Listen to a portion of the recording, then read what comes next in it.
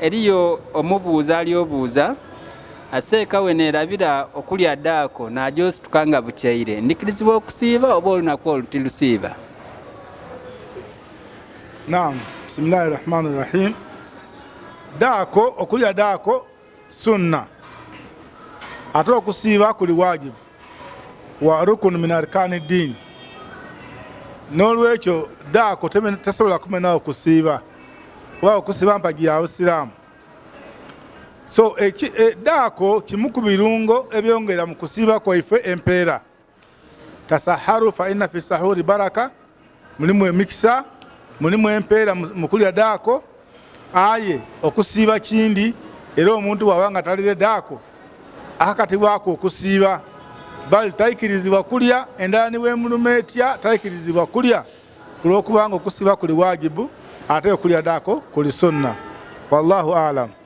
Seeka kirwamulwa kitya weemala okusiibuluka neegaita ne mukazi wange nga tali wa halaali?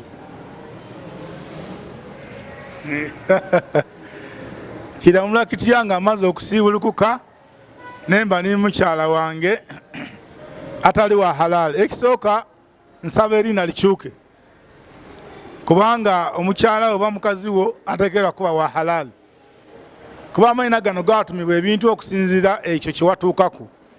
Abantu abalina bakyala baabwe oba bakazi baabwe nga babawoowa mu magira ga halaali, tube nga tubawa omukisa ogwetweta mukyala wange oba mukazi wange, oyo tumwete malaaya wange.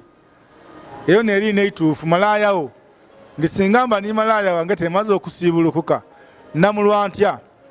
Amma okulamulwa nti olw'okubanga odooze ino Allah subhanahu wa ta'ala mu mwezi ogw'ekisiibo, tutya nti ekisiibo ekyo kijja kufa, ekyo kyonka kyokoze kisobola okuyita ekisiibo kyo. Aye nga ekisiibo okufa n'okulongooka biri eri Allah subhanahu wa ta'ala, wabula omusango gw'obwenzi gwo guliwo. Atayidukira nti obuzito bwagwo mu mwezi gwa Ramadhan guba muzito ino okusinga myezi egindi. Nga bw'obona nti empeera ddala manzani ku mirimu emirungi dibaaningi ino era nzito ino Allah akubyamu musera okusinga emyezi egindi. N'olw'ensonga eyo tukubiriza abaana Adamu, lwaki funa omukazi wa halaali. Ya laita singa ya Rabbi singa abuuziza ati mba maze okusiibulukuka nembaako ni mukyala wange nga wa halaali, empeera doli gy'ofuna ofunye edda okusiibukira ku Katunda n'entende, kabiri bona wogyofuna edindi ed'okuba ni mukyalawo ng'omaze osiibulukuka. Kasomala kusiibulukuka okirizibwa okuba ni mukyalawo mu mbeera yona yona owa halaali. Owa haramu ayinza n'okuyita ekisiibo kyo, kubanga oba okoze haramu ate mu mwezi gwa Ramadhan. Naam. Seeka omubuuza owundi alibuuza, seeka nno omukazi wange namuwoowa aye yaddeema okusiramuka, wanfumbira ddaako ndikirizibwa okusiibira ku ddaako ye n'okusiibuluka nsobola osiibulukira ku mmere gy'aba mpeire? Oli ni mukazi wo wamuwoowa nga ti musiraamu, kabiri wawowa otya atali musiraamu? Kubanga omukazi ye tuwowa musiraamu. Era kyetusaba abantu nga mujja okufuna abakazi munoonyenga abakazi abasiraamu. Nabbi sallallahu alaihi wasallam yatukubiriza fadhfar bidhati din taribati yadaka. Bw'oba onoonya omukazi ow'okuwoowa ow'okuwasa, noonya omukyala nga musiraamu era ng'alina ediini, taribati yadaka, lw'ojja ofuna ebirungi, lw'ojja okuwummula, lw'ojja okufuna ebyo Allah subhanahu wa ta'ala byata mu bakyala. N'olw'ensonga eyo akufumbire emmere ng'omukyala oyo wamufuna mu magira gatali ga busiraamu, kankobe nti oba naani yabawoowa timwidi. Kubanga abandi bage baayeta enkole ya kalikya, abandi bageeta kuwoowa. Kubanga abawalimu bw'anaaba ali kuwoowa ajja kusaba ati be omukyala gw'oli kuwoowa mukoba asiramuke atole shahada, kubanga omukyala singa atola shahada awo ng'oni ojja bakuwoowera nga bamuwoowa. Amma emmere afumbye emmere ndikirizibwa ogirya. Emmere bwe kuba kulya omuntu omusiraamu n'atali musiraamu n'afumba emmere madama nga gyafumbye tiimere nti oba yakusala ku nti asaze ku kisolo nga ti musiraamu wabula afumbye emmere ya bulidde agasi matooke kambe nga mulina muntu abaliira inaawo nga alina restaurant aye nga ti musiraamu ng'afumbye emmere ennungi bw'ogisibulukiraku oba ogirya ekisibo kiza mutawaana aye nga kitubakubiriza nti abakyala mbawoowe then emmere gy'oba oliire eza kyekosa oba eza kyekola kusiiba wallahu alam. Abuuziiza ati nina mujuzi dange mwenda mu mutwe aye nunuka leeti ntisobola kusaala tarawuya ya ku muzikiti nikirizibwa okusaala tarawuya ewaka ewange n'abantu bange oba eyeeba teikirizibwa? Salati tarawih salatul layl. Salat tarawih ni salatul layl sala y'obwire gye tusaala. Kati singa omusiraamu aba alemereirwa ng'ono bwakobye nti ali ku mirimu tasobola kuvaayo bamusiibula ssaawa ina daabwire 5 ajja okutuuka ku misigiti nga giyigairewo bamaze okusala tarawih ayikirizibwa okwesaaza tarawih eyo n'abantu be. Naam ayikirizibwa ogyesaaza n'abantu be kakube nga kugyesaaza mwene nga abantu balagendeke bamaze agisaale salatu layili eyo kulwokubanga nkulu ino khasata fi Ramadan naddala mwezi gwaife gwa Ramadan. So omuntu ayikirizibwa osala tarawih singa yagana nga emisigiti gimaze ate ng'emu biseeku lwa mirimo eri abantu abakola emirimu bajjama ng'emirimu babalekulako obwire bugiire taida aleka mulimo okuba n'okuva mu riziki.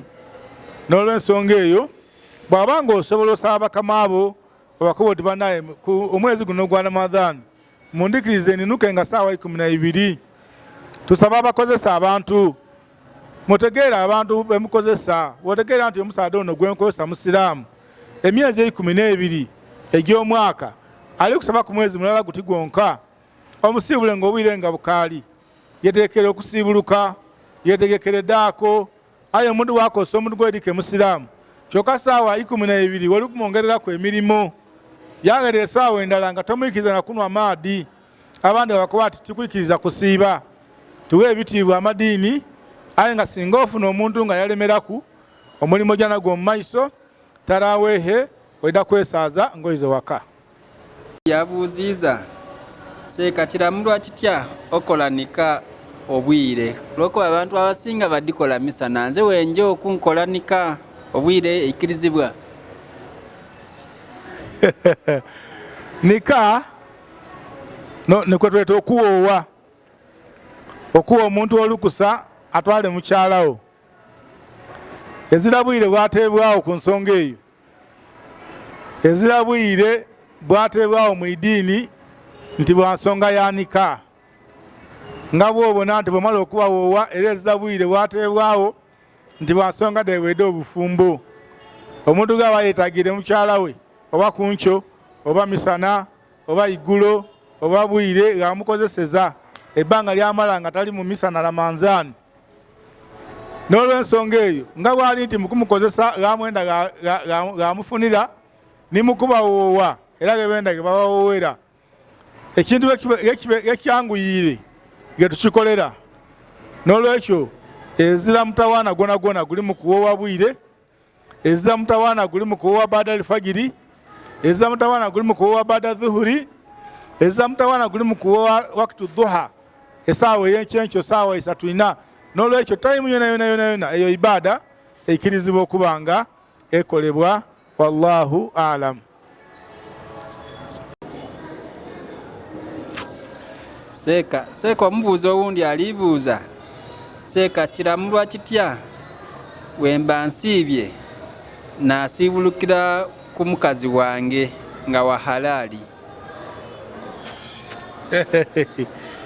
Omuntu asiibye endala eba emulumye era wotuukira ku magharibi oba onafuiwe omubiri ate okusiibulukira ku mukazi kwetaaga maani. N'olw'ensonga ekyo bobona ati nabbi sallallahu alaihi wasallam yatukubiriza kusiibulukira ku bigonvu.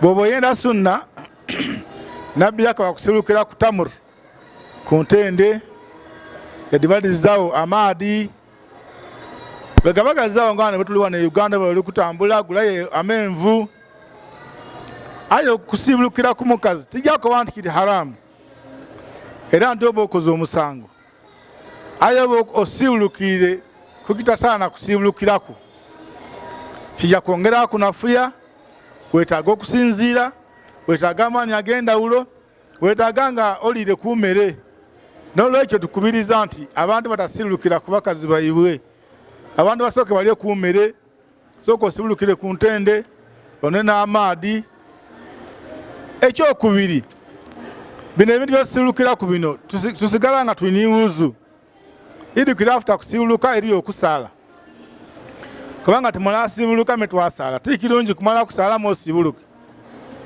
kulokubanga sunna yakwanguriza kusibuluka kati wowe yongereyo olugendo olokubanga omaze okuba ni mukyalawo kawe yiwetaga kunaaba memala ojo sale nijameda kubitira kwa bwerere idukire yembeera wale mu kusibulukira ku ntende edashika ibiri dimala dashika itaano dimala niga banga bakimye swala mangu na alumukana akolaki ayo mundu ngogomye kumukyalawo eri abana ngakimeta kisasa wa namba aha butiye swala na oliko oti alumala okusibuluka kundi katono nga omuleka ngiye nabe ngiye sale meka birindire ebe nabe no bunanga tibisana tikisana nzemo ko tikisana tijja ko bantu kiri haramu ayi nga tikisana soko osibulukire ku ntende ngawa amadi funa kamera joli okatogo bono mala nesalango ogimaze meka yoire kusibuluka okwo kubiri okwo kwenda okusibulukira ku mukyalawo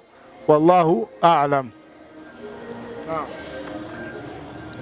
Omubuuzo owundi avaabuuza atiseeka musomesa nga mukoba muti okusiiba kutandika nga tumaze ebona ku mwezi tugeze omuntu ali mu nsi ng'omwezi tagubona oba Iceland tugeze ng'eyo ye atandika lyo okusiiba.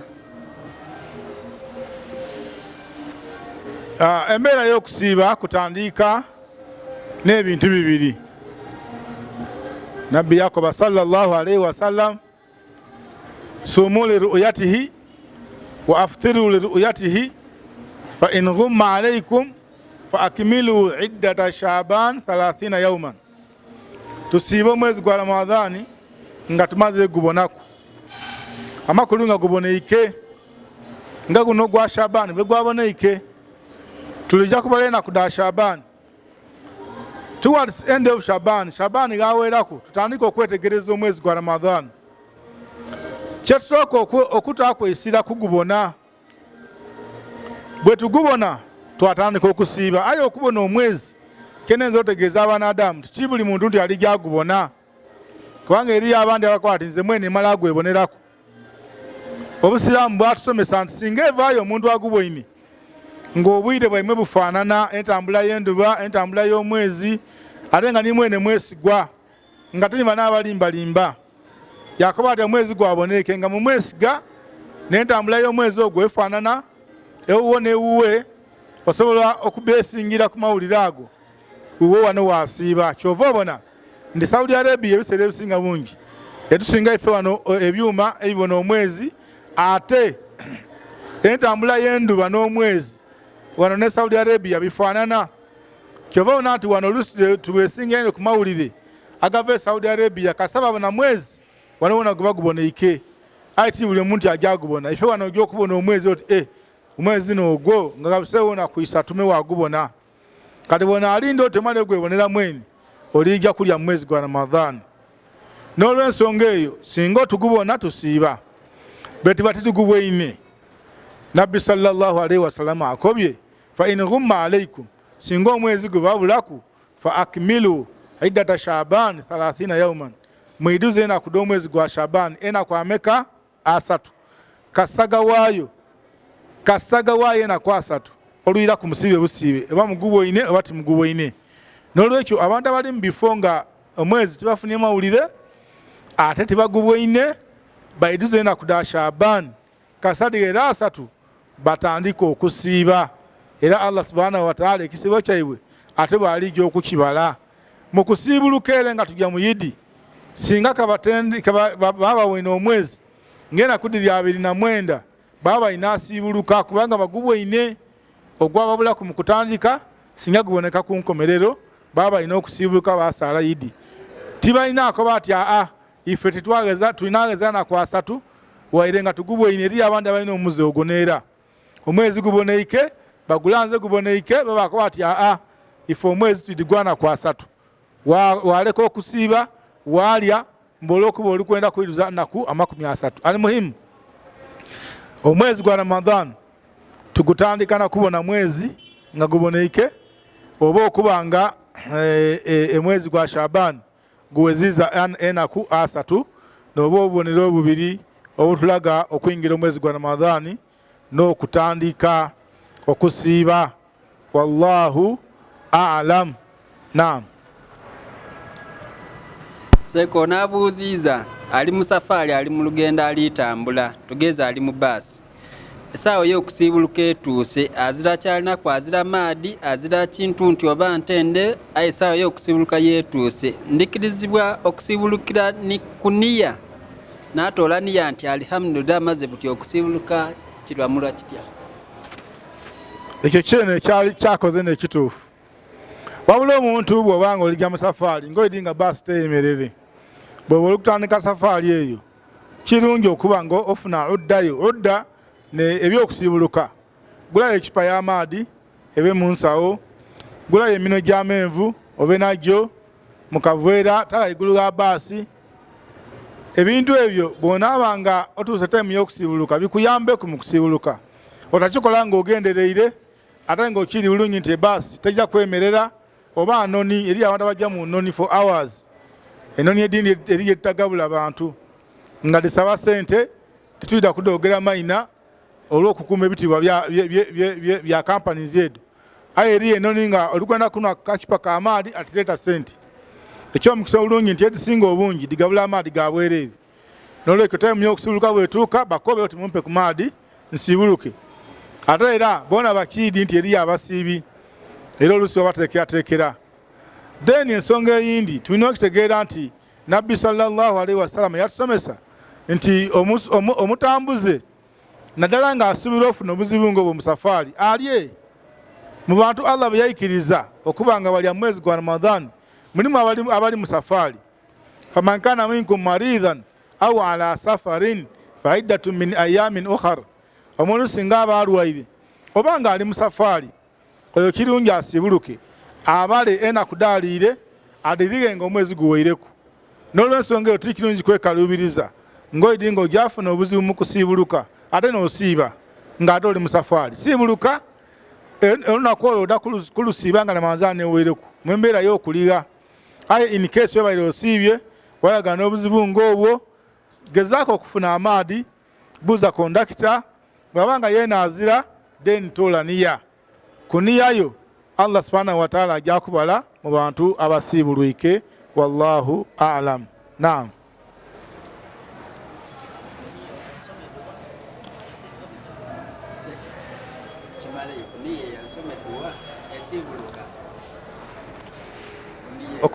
Okusoma duwa esibuluka etya aniya okusibuluka na niya nti bismillah okusaba kusigamu bismillah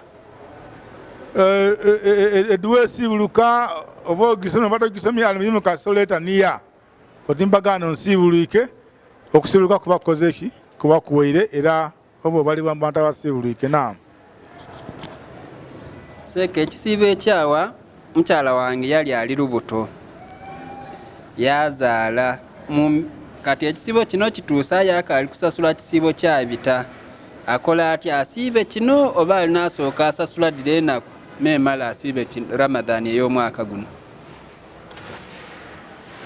Twenda okubiriza abantu abali mu mbeera eyo saawa eno wakaaliwo okwenaku omuntu enaku edda kubita ku Ramadhan eyo ey'omwaka gule tikirungi kujingiza mu Ramadhan ya mwaka guno ng'okaali kudiriga enaku d'omwaka nningi bajjama enaku d'omwaka nningi n'olwekyo omuntu ono bw'abanga ekisiibo kino kimwagaine nga taliyanga Ramadhan ya mwaka gule embeera dirida mirundi ebiri tutulingirira kye kimuleberera okuliga enakwedo okumala ebbanga ly'omwaka omulamba. Bwe gubanga muzaano na bugayaavu alina omusango wa Allah subhanahu wa ta'ala olw'okugayaalirira amateeka ga Allah gaidi obulungi, kubanga okusiiba iteeka ate empagi ya busiraamu. Yaba nga agigayaaliriza yagituusa ku ssaawa eno, ebintu bya Allah tibyetaaga kubizaanira mu tutyo. Olwedde okiri bali kubandako einuma okirese kitambulire kyatuuka ni mulamanzaani erako. Bw'abanga gaaliwo kituufu obuzibu, katugeze bukyazaala abise mukulwala nakinaki, bana abantu abalwaire nga timusuubira kuwona mu bwangu oba timusuubira ala kuwona, ennamula y'obusiraamu ebakuba nti olunaku lwoliire oba ng'oliisa misikini, buli lunaku lwoliire oba ng'oliisa misikini okona okuba okusiibako kulw'okubanga okuwonako kulimu obuzibu. N'olw'ensonga eyo omwana Adamu ono agezeeku ino okuliga enaku edambita ku mulamanzaani ey'omwaka oguwere, era ke tuli kubiriza abantu baife nga tukaali kwingira mulamanzaani ya mwaka gundi. Wallahu alam.